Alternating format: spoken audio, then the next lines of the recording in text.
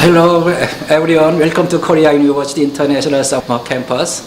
I am the Dean of International Summer Campus and the Vice President for International Affairs at Korea University. We started from about 200 students in 2004, and right now we have about 1,400 students. One of the characteristics of our campus program is in the number of students from international institutions. There is about 1,200 students from about 30 countries. And second one is we are inviting about 60 professors from international institutions such as Yale University, UC Berkeley, and Stanford, and University of Cambridge.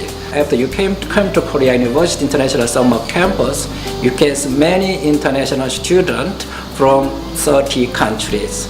That is the best university campus program in Asia. Thank you.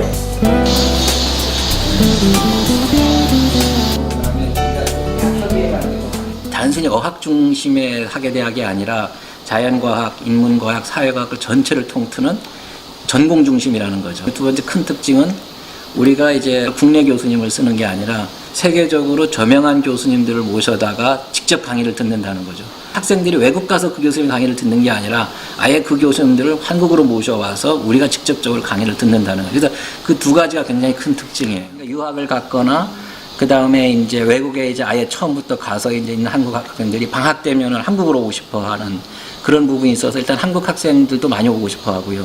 또 외국 학생들이 또 많이 오는 이유는 최근에 이제 한류붐이 많이 불면서 한국에 대한 관심이 많이 나눠졌고요.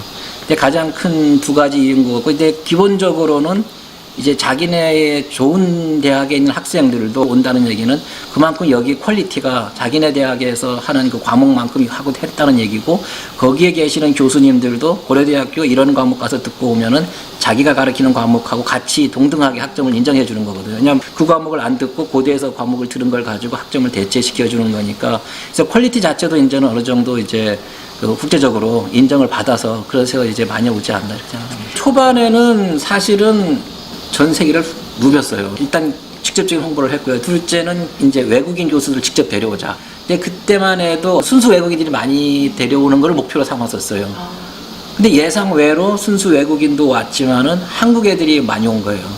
그래서 숫자가 폭발적으로 늘어난 이유 중에 하나도 거기에 있어요. 이제 그렇지만 아까 말씀드린 대로 장기적으로는 순수 외국인들이 많이 와야 되겠다라는 게 목표잖아요. 외국인 학생들 반응이 굉장히 좋죠. 작년에 싱가포르에서 온 학생이 한 70명 정도 됐거든요.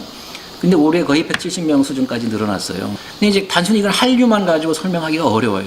한국어나 한국 문화, 우리 어학원이 따로 있거든요. 그러니까 그쪽으로 소화가 돼야 되는데 순수한 전공 과목들한테 이렇게 그 수요가 있다는 얘기는 결국은 단순히 한류만 가지고 설명하기는 어렵죠. 예. 우리가 이제 한류 프로그램을 위해서는 이제 과목들은 일단 많이 개설을 해요. 한국 문화, 한국 예술, 뭐 이제 그런 걸 많이 하고, 두 번째는 월화수목을 우리가 강의를 하거든요. 그러면 이제 금요일 날은 액티비티를 해요. 필드워크 같은 걸 하거든요. 그러면은 이제 그 아이돌 그룹을 우리가 데려다가 춤들 같은 거를 아예 보여주고 올라와서 같이 하기도 해주고 뭐 이런 부분이 있고요. 난타 공연을 데리고 가서 이제 그 난타 그 구경도 시켜주고요.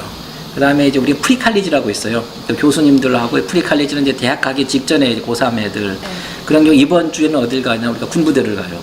군부대 가서 이제 한국의 어떤 그런 것도 후영시켜주고요. 기본적으로 국내 교육 시스템이 바뀌어야 된다고 봐요. 리더십이라는 거는 공부만 해서 되는 게 아니잖아요.